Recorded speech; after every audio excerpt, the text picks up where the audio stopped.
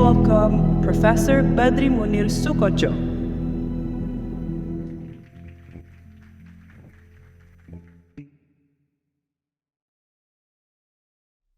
Assalamualaikum warahmatullahi wabarakatuh.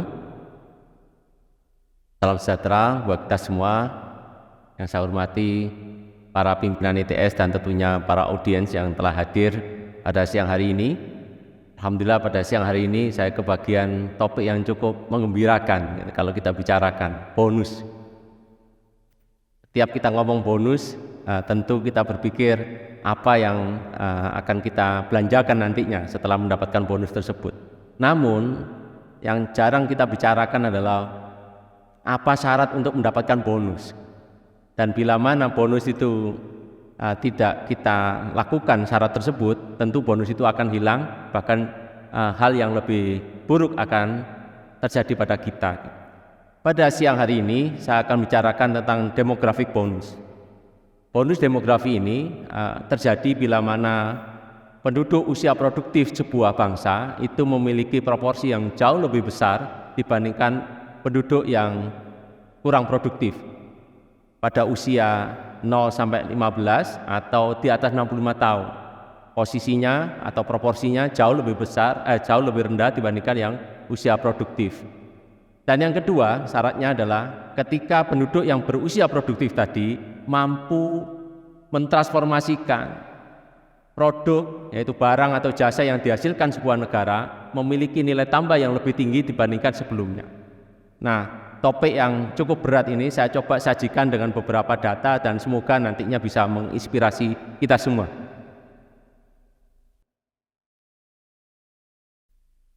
Nah, ini adalah beberapa kata yang selalu kita temui, apalagi menjelang 2024. Indonesia emas, Indonesia maju, 2045.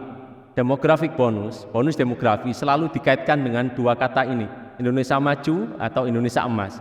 Indonesia emas adalah ketika penduduk usia muda yang dimiliki oleh Indonesia ini nantinya bisa menopang dan bisa mengantarkan Indonesia menjadi negara maju di tahun 2045, 22 tahun lagi. Nah, maju dalam hal apa? Bisa maju dalam hal terkait dengan ideologi, atau politik, atau ekonomi, pertahanan keamanan, atau olahraga misalnya. Ketika Indonesia menjadi juara Piala Dunia di tahun 2044 misalnya, itu adalah arti kata maju. Namun dalam sesi siang ini saya akan menyampaikan maju dalam artian ekonomi.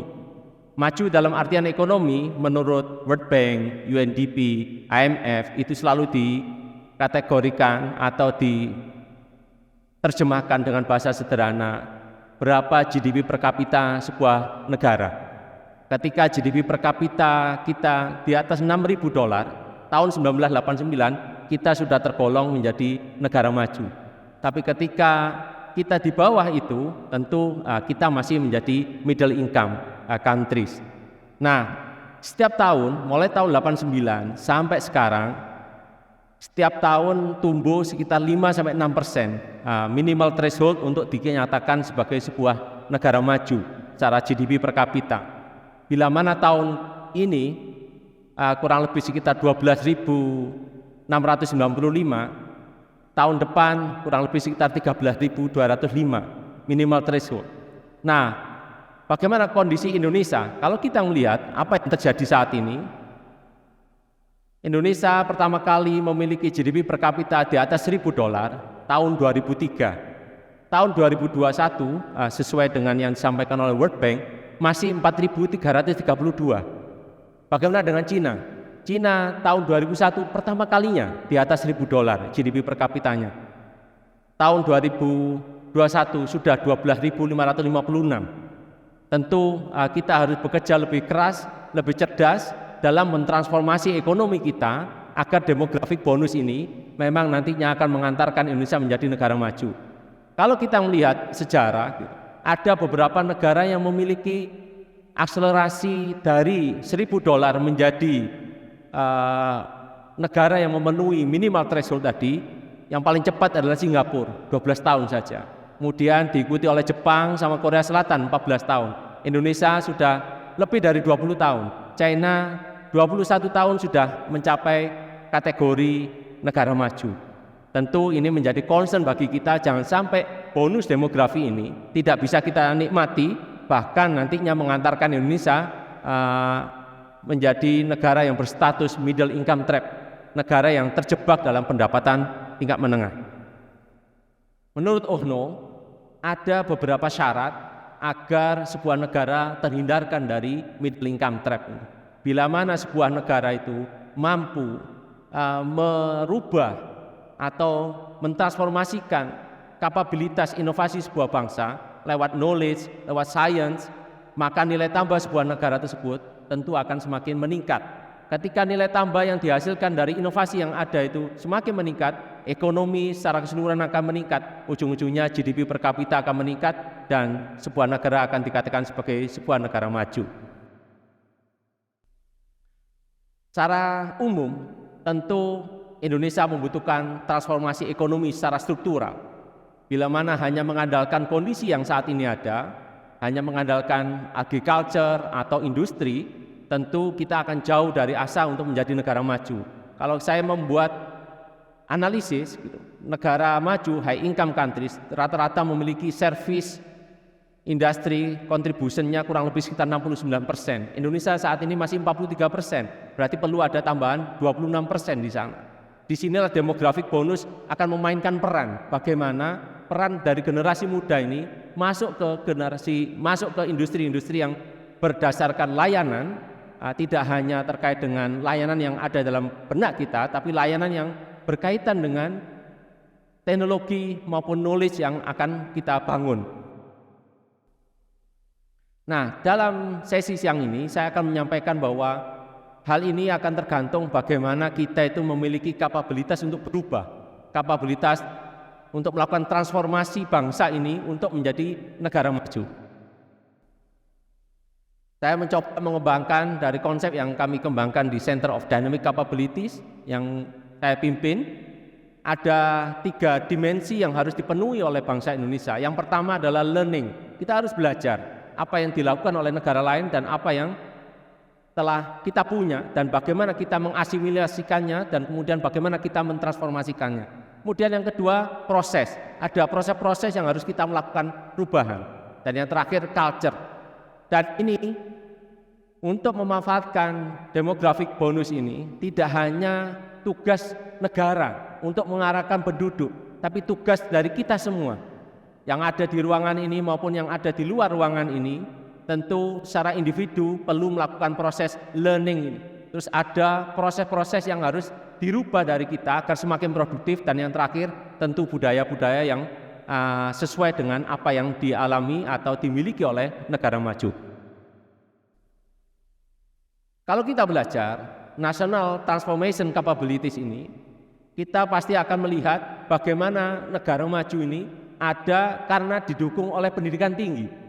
Pendidikan tinggilah yang sebenarnya akan menjadi empire of ideas, ide-ide yang akan membuat sebuah bangsa itu memiliki inovasi, memiliki nilai tambah terhadap permasalahan-permasalahan yang ada di masing-masing negara.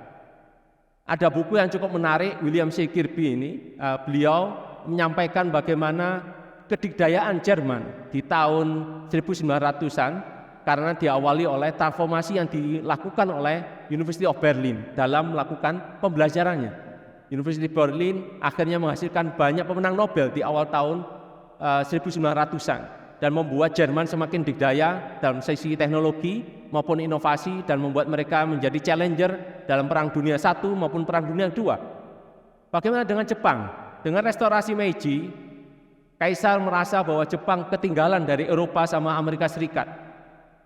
Kaisar memutuskan untuk membentuk Universitas Kekaisaran, University of Tokyo, University of Kyoto. Itu yang membuat Jepang mencoba catch up dan membuat mereka memiliki kapabilitas untuk berinovasi.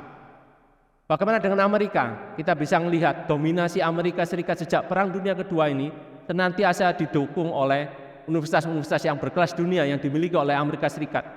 Universitas itulah yang memiliki ide dengan segala macam paten inovasi yang ada, dan mereka menyebarkan seluruh dunia. Barang-barangnya kita pakai dengan bahagia di ruangan ini. Bagaimana dengan Cina? Awal abad 2021 ini, kita bisa menyaksikan bagaimana perguruan tinggi Cina yang awalnya hanya memiliki mahasiswa 800 ribuan di awal tahun 1990, sekarang sudah 40 juta yang sudah mendaftar dan sedang mengalami pendidikan saat ini, menjalani proses pendidikan di China. Dan tentunya dari segi ranking universitas yang ada di Cina sangat luar biasa perkembangannya. Nah, inilah kebangkitan yang menurut saya akan membuat dan mengantarkan Cina akan menjadi negara maju sooner or later. Dari National Transformation Capabilities ini, kita bisa melihat bahwa pendidikan tinggi yang berkelas dunia akan meningkatkan kapabilitas inovasi sebuah bangsa. Yang kedua, proses. Negara maju pasti mencoba merubah proses ekonomi yang ada di negaranya. Negara maju pasti memiliki ekonomi yang kompleks. Ekonomi yang kompleks dengan kata lain adalah ketika mereka memiliki sumber daya alam, tidak hanya langsung dijual dalam bentuk raw materials. Mereka akan melakukan transformasi sehingga nilai tambah yang diberikan kepada bangsa akan semakin meningkat.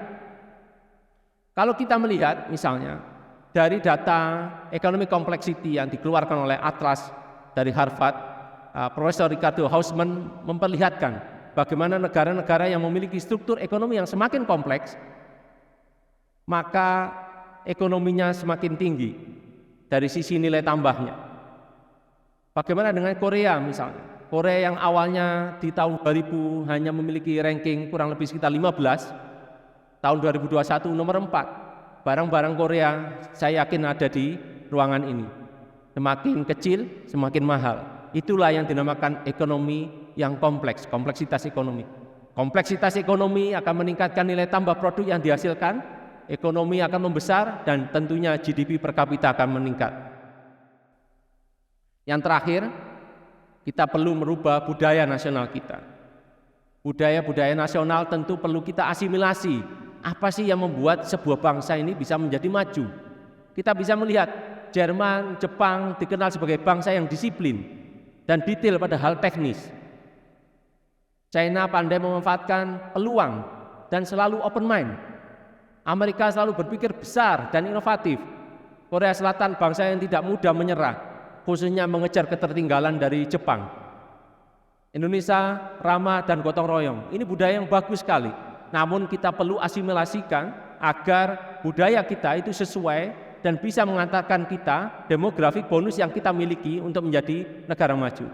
Negara maju senantiasa memiliki karakter yang orientasinya entrepreneurial, kompetitif, tidak mau kalah dengan negara lain, senantiasa inovatif, proaktif, risk taking, punya growth mindset, dan tentunya integritas tinggi.